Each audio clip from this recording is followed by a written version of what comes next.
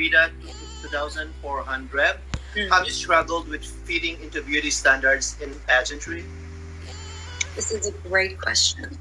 And I haven't struggled with fitting into beauty standards in pageantry because before I entered pageantry, I did the healing work here to stop self-rejecting myself, and I entered pageantry to show people that there should not be a beauty standard. What I have struggled with is realizing that a lot of people have internalized many limiting beliefs about human beings and women based on markers of their social identity, based on exterior qualities. And I would love to believe, as a hopeful person with a big vision for our future, I want to believe that yes, people want progress and they are fighting for the same thing. And sometimes when I see these comments, it makes me disappointed because I think this is what's going to get passed down to the generation. It's so much work to unlearn it.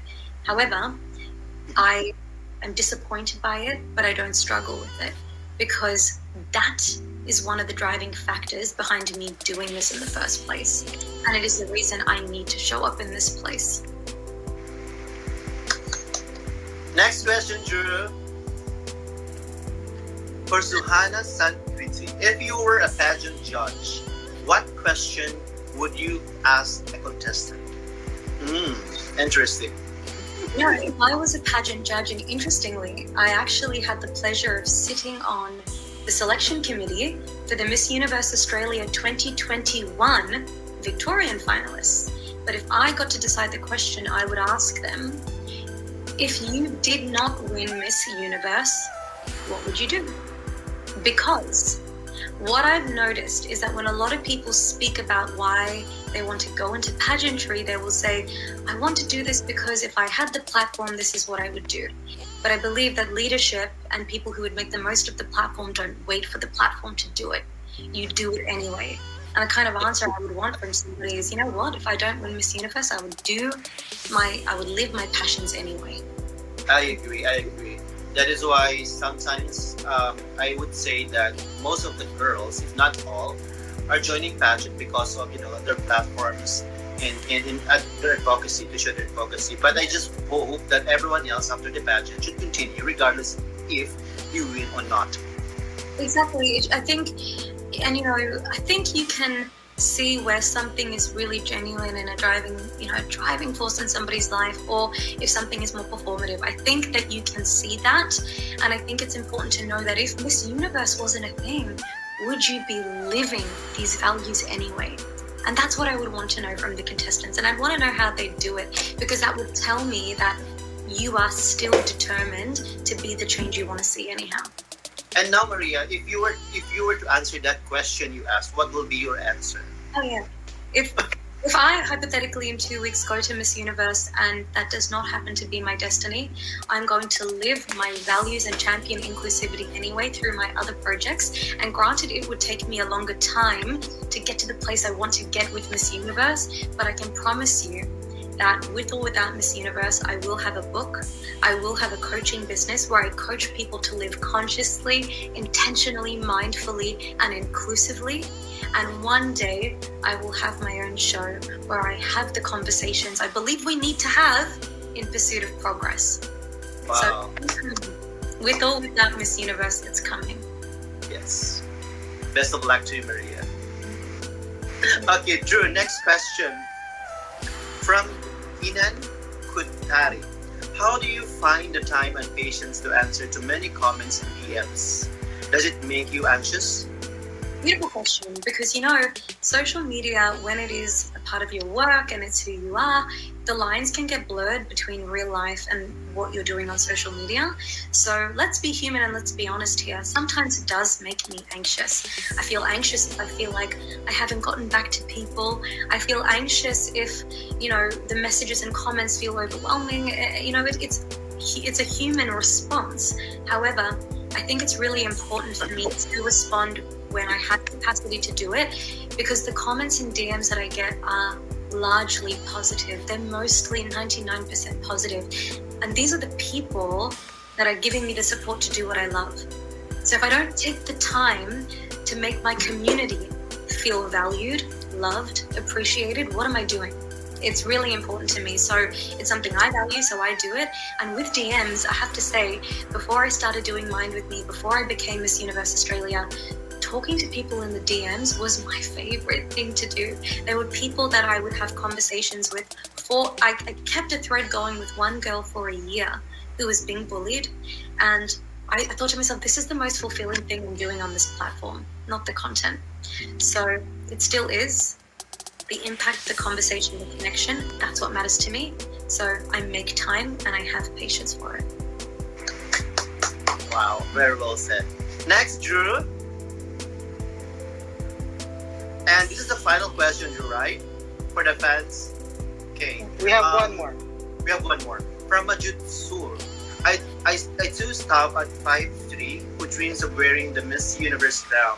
Did height hinder you at Miss Universe Australia?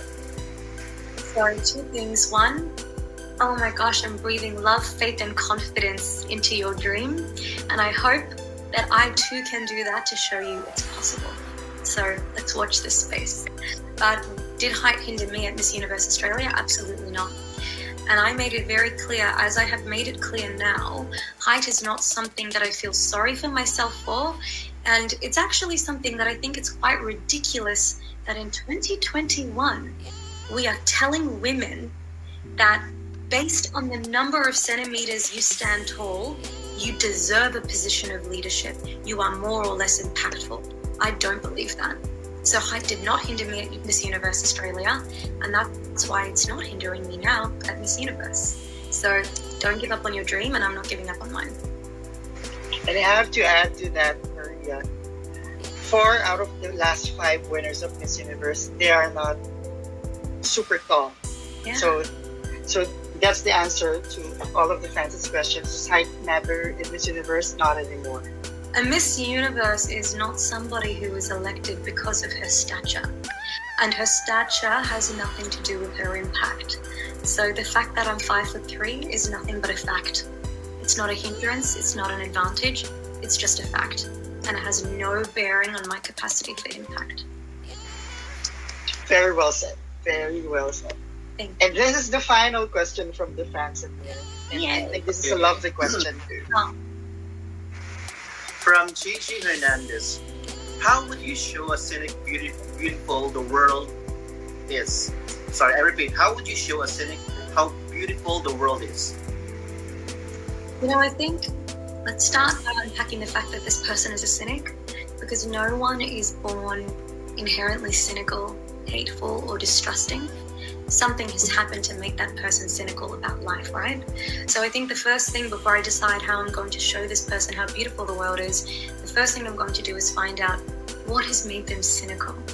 And then I'm going to decide what do I need to do to counter that and show them why that cynicism does not reflect how beautiful the world can be. For example, if somebody had incurred a lot of racism in their life, and they were cynical about how good people are or how welcoming society was, what I would do is expose them and connect them to people who too have lived through oppression, through racism, and have still found it in their hearts to forgive, to have compassion, to love, and to rise above. Because I think if you can look at people like that, and despite being faced with hate, they still find humanity, then I think even the harshest cynic can. Wow. You know what, Drew? I see another Jennifer Hawkins from Australia. The first Miss Universe, the first Miss Universe, if I'm not mistaken, to wear the crown Mickey Moto. With that, I give you the crown of Mickey Moto. Wear this, you deserve this. Okay. Oh. I love the Mickey Moto crown. It is one of the most beautiful crowns in my opinion. So Yeah. I'm virtually putting it on my head. Okay. You know, I love Jennifer Hawkins. Thank you so much. You deserve. Bring back the crown to your country again.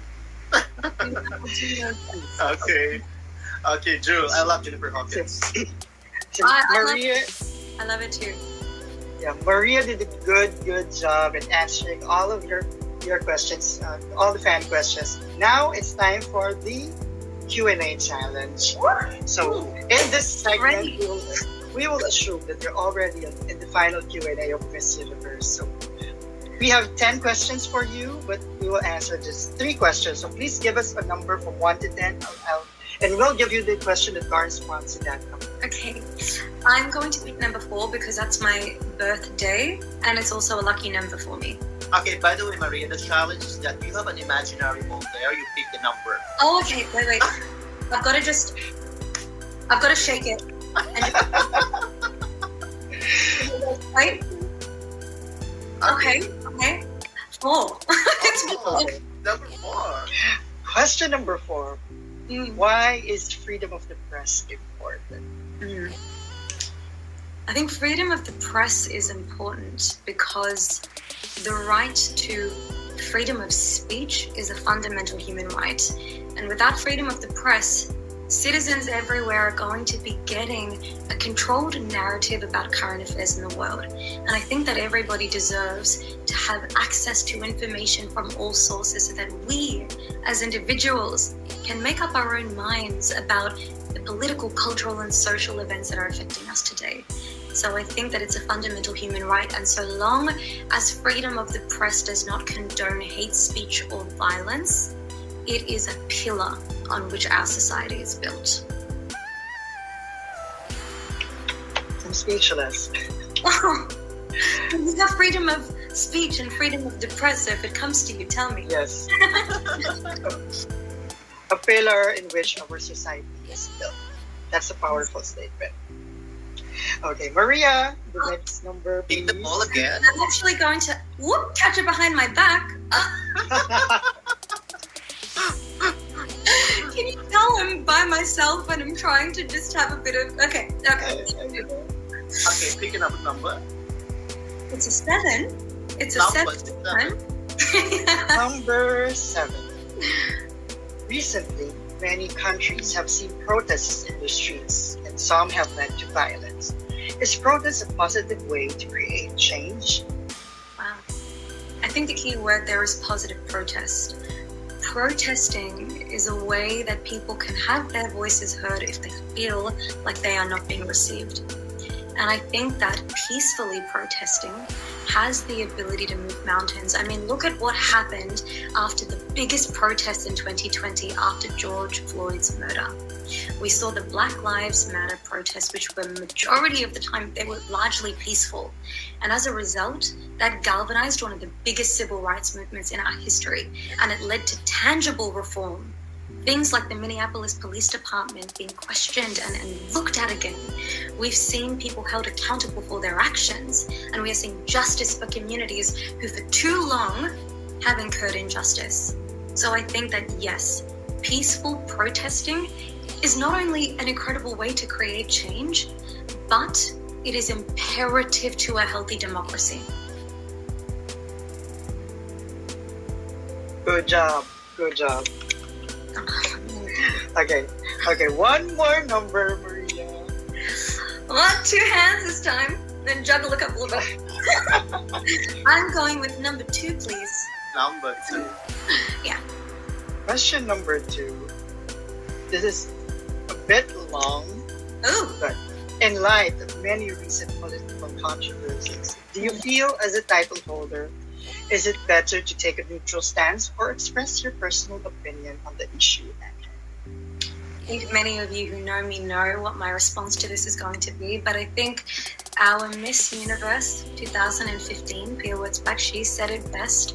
Miss Universe is being it's an honor and it's a responsibility.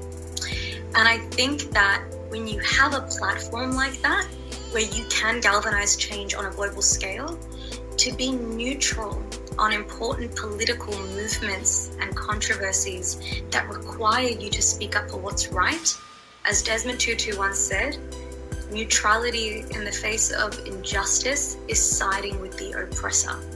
So I believe that as a title holder, it is an honor to have that responsibility to speak up and have the opportunity to drive change. Speak your mind. Very well said. Oh my God. Now, I know, Maria, I only said 3 but can we have another one? Yeah. Let's. Okay. Okay. And I'll let. Okay, I'll pick. We had 2, 4, 7, and 2, 4, and 7. 2, 4, 7. 10. Okay, number 10. I'm sure a lot of the fans would love to hear your answer on this. Okay. This very iconic question. What is the essence of being a woman? That's a great question, especially as the female gender identity is something that is being discussed as we are learning that gender is no longer a binary construct, and we cannot ignore the experiences of not just women and men, but non-binary people and transgender people too.